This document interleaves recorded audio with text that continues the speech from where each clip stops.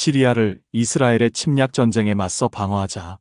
혁명적 공산주의 인터내셔널 동맹 RCIT 성명 2025년 7월 17일 시리아 남부와 다마스쿠스의 정부군 및 정부 시설에 대한 이스라엘의 군사 공격은 중동의 피어갑 인민들에 대한 시온주의 침략 전쟁이 어디까지 계속되는 전쟁인지, 얼마나 끝없는 전쟁인지를 보여준다.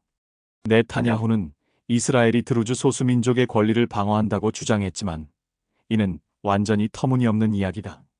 아랍 베두인 부족과 드루즈족 사이에 긴장이 있었던 것은 사실이다. 그러나 시리아 정부군은 개입하여 이 분쟁을 종식시키고 대부분의 드루즈 지도자들이 지지하는 지역 휴전을 체결했다. 악시오스 통신에 따르면 미국 정보기관도 시리아 정부군이 학살을 자행하지 않았다는 것을 확인하고 있다.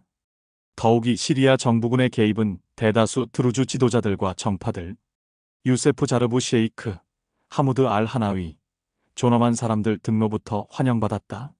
오직 친이스라엘 인사 셰이크 히크마트 알 히즈리와 그의 수웨이다 군사위원회 아사드 정권 당시의 군 장성들과 연계된 그룹만이 휴전에 반대하며 시온주의 국가가 개입해줄 것을 요청하고 있다.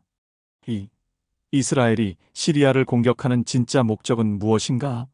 2024년 12월 8일 시리아 혁명 승리 이후 시온주의 국가는 시리아를 약화시키고 분할 또는 가능하다면 분열로 몰아가려는 목표를 추구해왔다.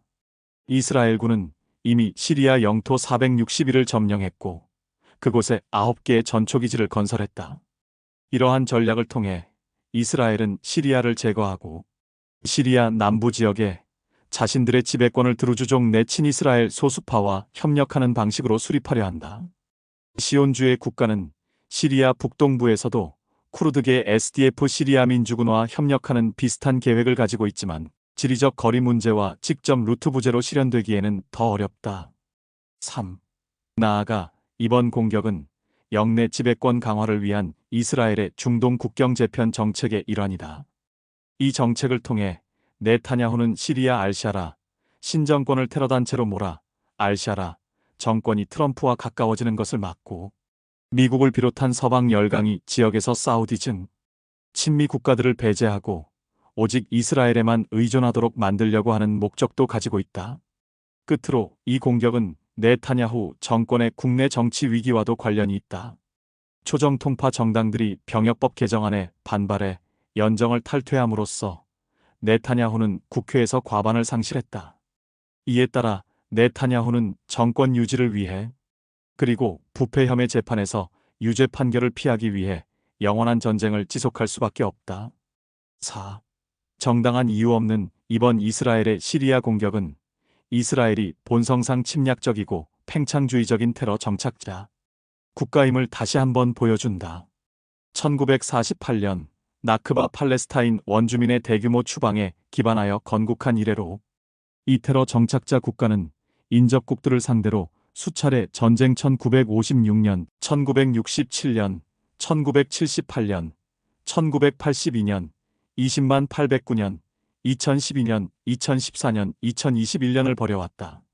2023년 10월 7일 이래로는 가자 지구에서 현대사 최악의 제노사이드 학살을 자행하고 있으며 레바논과 예멘, 이란도 공격했다. 동시에 수만 명의 팔레스타인인들을 서한 지구에서 추방하였고 이어서 서한 지구를 공식 병합하려 한다. 분명히 해두자. 시온주의 테러 국가가 존재하는 한중동에는 평화란 결코 올 수 없다. 시온주의 테러 국가는 파괴되어야 하며 그 자리에 강에서 바다까지 붉은 해방 팔레스타인이 세워져야 한다. 그러한 세속민주 팔레스타인 국가는 모든 난민이 고향으로 돌아올 수 있도록 할 것이며 모든 시민 유대인 소수자 포함해 문화적 종교적 평등권을 보장할 것이다. 이 단일 팔레스타인 국가는 중동 사회주의 연방의 일부로서 노동자 농민 공화국이어야 한다. 6. 이스라엘의 지속적인 시리아에 대한 침략은 또한 시리아 혁명과 시온주의 국가 간의 객관적 모순을 다시 한번 보여준다. 명백히도 아흐메드 알샤라와 그의 HTS 하야트, 타흐리르 알샴가 주도하는 신정부는 시리아 혁명을 배반하고 있다.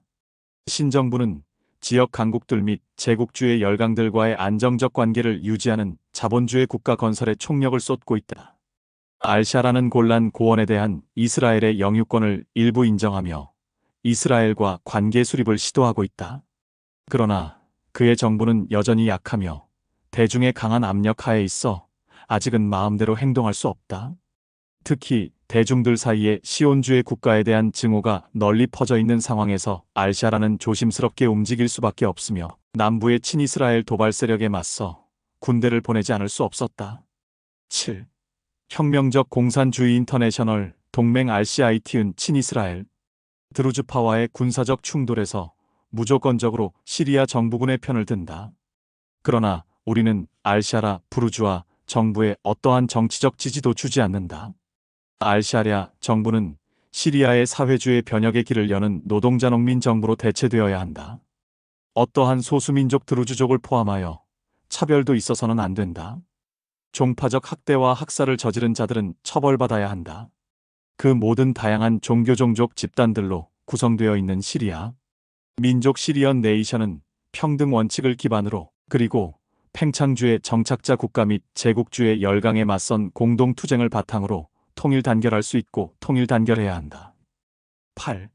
우리는 가자 지구에서의 영웅적인 팔레스타인 항전과 그 밖의 중동 나라들의 시온주의 야수에 맞선 군사적 투쟁에 대한 지지를 재차 천명한다. 전진하는 유일한 길은 팔레스타인 인민에 대한 일체의 지원을 가로막음으로써 이스라엘을 돕는 부패한 독재 정권들을 끌어내리는 아랍혁명을 재점화하는 것이다. 아랍혁명의 부활이다. 동시에 당면하게 중요한 것으로서 글로벌 팔레스타인 연대운동이 평화주의 소부르주아 리더십을 극복하고 이스라엘로 가는 무기 선적 및 이스라엘과의 일체의 교역에 대한 노동자 보이콧 같은 실질적인 연대 행동으로 나아가야 한다.